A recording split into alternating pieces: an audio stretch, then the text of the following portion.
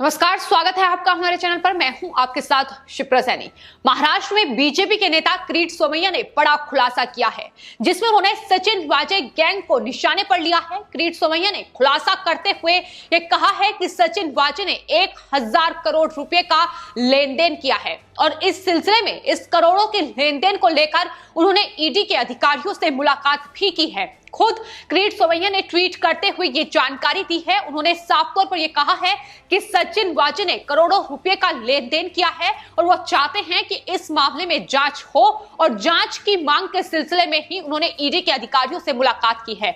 तो किरीट सोमैया बीजेपी के नेता जो लगातार शिवसेना महाराष्ट्र सरकार की पोल खोलते नजर आते हैं और जिस तरीके से सचिन वाजे को लेकर वसूली रैकेट का एक बड़ा पर्दाफाश महाराष्ट्र में हुआ है, उसके बाद महाराष्ट्र सरकार पर वसूली के आरोप लग रहे हैं, उसको लेकर लगातार अब किरीट सोमैया भी तमाम जो रिकॉर्ड्स हैं, तमाम दस्तावेज हैं, वो कहीं ना कहीं दिखाकर ये कोशिश कर रहे हैं कि किस तरीके से महाराष्ट्र में उद्धव ठाकरे सरकार को निशाने पर लिया जाए और सचिन वाजे अनिल देशमुख के बीच किस तरीके से वसूली को लेकर एक डील हो रही थी। इसका खुलासा परमवीर की चिट्ठी में पहले ही हो चुका है, जिसके बाद अब किरीट सोमैया लगातार उद्धव ठाकरे सरकार और सचिन वाजे पर हमलावर नजर आ रहे हैं। इससे पहले भी किरीट सोमैया ने एक ट्वीट किया था, जिसमें उन्होंने सचिन वाजे के लेन देन की जांच की मांग की थी। उन्होंने साफ तौर पर यह कहा था कि सचिन वाजे के जो तमाम बैंक अकाउंट्स हैं वो खंगाले जाए,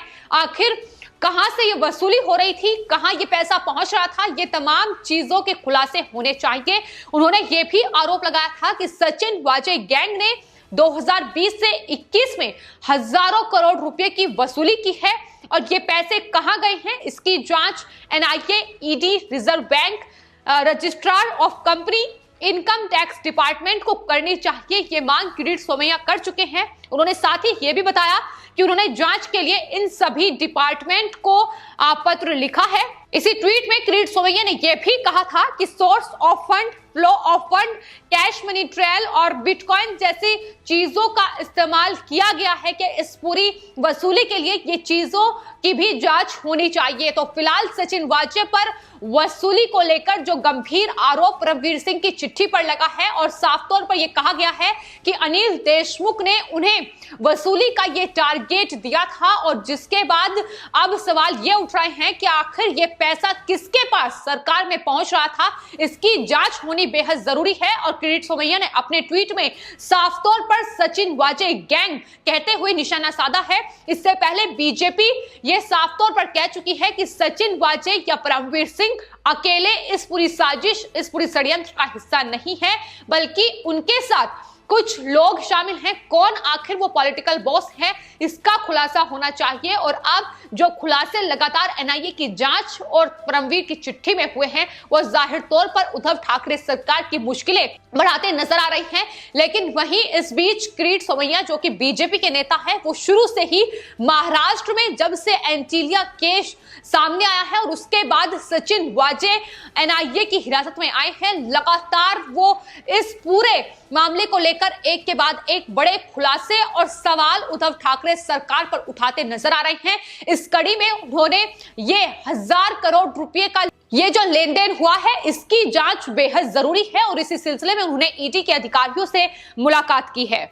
तो आपको बता दें, किरीट सोमैया ने न सिर्फ सचिन वाजे को लेकर यह बड़ा खुलासा किया है, बल्कि जब उनकी चिट्ठी में, परमवीर सिंह की चिट्ठी में यह बात सामने आई थी कि किस तरीके से एक एपीआई के सामने करोड़ों का टारगेट उगाही का रखा गया था, किस तरीके से हर महीने 100 करोड़ की वसूली का एक टारगेट उन्हें दिया गया था। उसके बाद भी किरीट सोमैया ने उद्धव ठाकरे सरकार पर हमला बोलते हुए ये कहा था कि उद्धव ठाकरे सरकार को इस उगाही के पैसों का हिसाब देना होगा।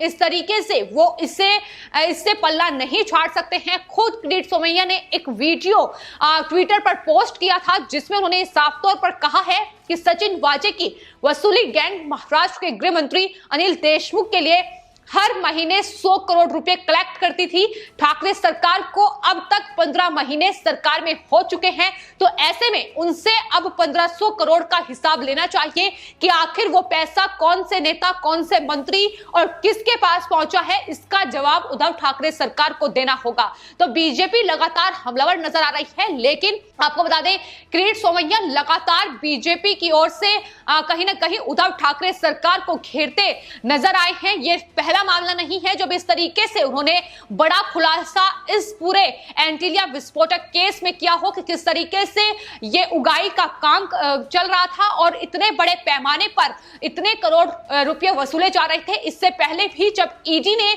वहां संजय राउत की पत्नी को एक बैंक घोटाले के मामले में समन भेजा था, उस दौरान भी किरीट सोमैया की ओर से कई बड़े खुलासे हो चुके हैं। किस तरीके से भ्रष्टाचार महाराष्ट्र में उद्धव ठाकरे सरकार के जरिए फैल रहा है, ये खुलासा लगातार किरीट सोमैया करते नजर आए हैं। तो कहीं ना कहीं उद्धव ठाकरे सरकार की पोल खोलने के लिए उस नेता के तौर पर उन्हें जाना जाता है और एक बार फिर से उन्होंने तमाम रिकॉर्ड्स, तमाम दस्तावेज दिखाए हैं जिसमें यह साफ तौर पर सामने आया है कि किस तरीके से सचिन वाजे ने 1000 करोड़ रुपए की वसूली की है। सिर्फ इतना ही नहीं, एनआईए की जांच फिलहाल चल रही है और उसमें भी लगातार ये सामने आ रहा है। जो परमवीर की चिट्ठी सामने आई है उसके बाद कई कारोबारी सामने आए हैं जिन्होंने ये साफ तौर पर कहा है कि सचिन वाजे दरअसल कारोबारियों को धमकाकर, डराकर उनसे पैसे वसूलने का काम महाराष्ट्र, मुंबई के अंदर कर रहे थे। तो ये तमाम खुलासे हैं जो परमवीर सिंह, मुंबई के पूर्व पुलिस कमिश्नर, उनकी चिट्ठी के बाद अब निकलकर सामने आ रहे हैं। जाहिर तौर पर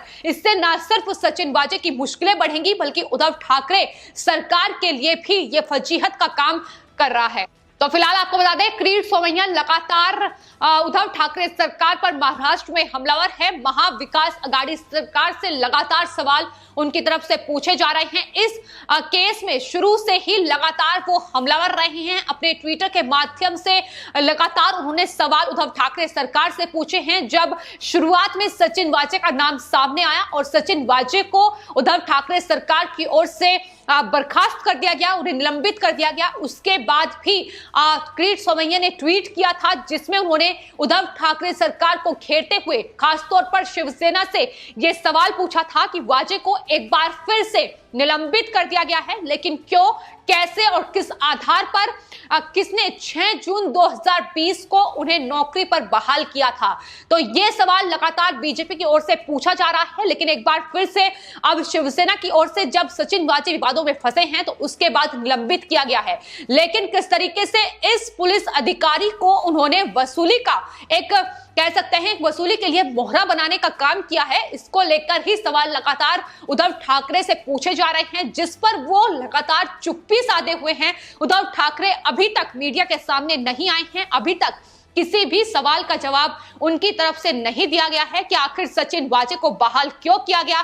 परमवीर सिंह की चिट्ठी में आखिर जो आरोप लगे हैं उसकी सच्चाई क्या है। क्या गृह मंत्री अनिल देशमुख इस्तीफा देंगे, जिसकी मांग लगातार की जा रही है। महाराष्ट्र में अब उद्धव ठाकरे के इस्तीफे की मांग भी बीजेपी ने पुरजोर तरीके से उठानी शुरू कर दी है और इस बीच राष्ट्रपति शासन की मांग भी लगातार की जा रही है। तो तमाम ऐसे मुद्दे रहे हैं जिसको लेकर किरीट सोमैया लगातार उद्धव ठाकरे सरकार को घेरते नजर आए हैं। और अब जिस तरीके से एंटीलिया विस्फोटक केस में सचिन वाजे, परमवीर सिंह, उद्धव ठाकरे, एनसीपी प्रमुख शरद पवार और इसके अलावा भी संजय राउत से लेकर तमाम वो नेता, अनिल देशमुख हो या दूसरे तमाम नेता हो, लगातार घिरते नजर आ रहे हैं, उसको लेकर अब बीजेपी पुरजोर तरीके से हमलावर है। सचिन वाजे को लेकर सवाल लगातार शिवसेना से पूछे जा रहे हैं। इस बीच परमवीर सिंह की चिट्ठी, जिसने कई सवाल अब उद्धव ठाकरे सरकार के लिए खड़े कर दिए हैं, लेकिन जवाब एक भी सवाल का नहीं है।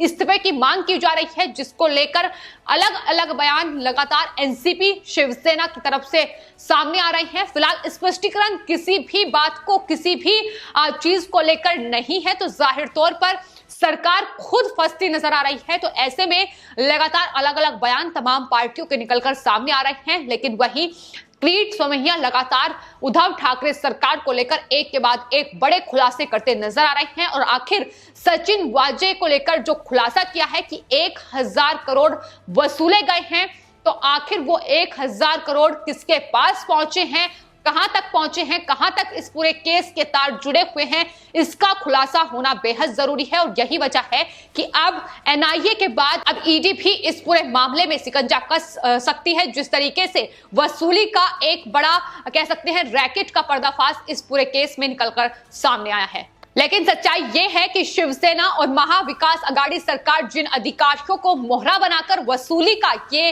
रैकेट चला रही थी, अब वही अधिकारी उनकी पोल खोलते नजर आ रहे हैं। जिस तरीके से वो फंस रहे हैं, वैसे ही अब उद्धव ठाकरे सरकार की फजीहत भी होती नजर आ रही है। जाहिर तौर पर एनआईए इस पूरे केस की जांच कर रही है, लेकिन आने वाले वक्त में इस पूरे केस में आखिर क्या कुछ खुलासे निकलकर सामने आएंगे, ये देखना होगा। फिलहाल आपके इस पूरे मामले को लेकर क्या राय है, हमें कमेंट बॉक्स में जरूर लिखें और चैनल को सब्सक्राइब करें। धन्यवाद।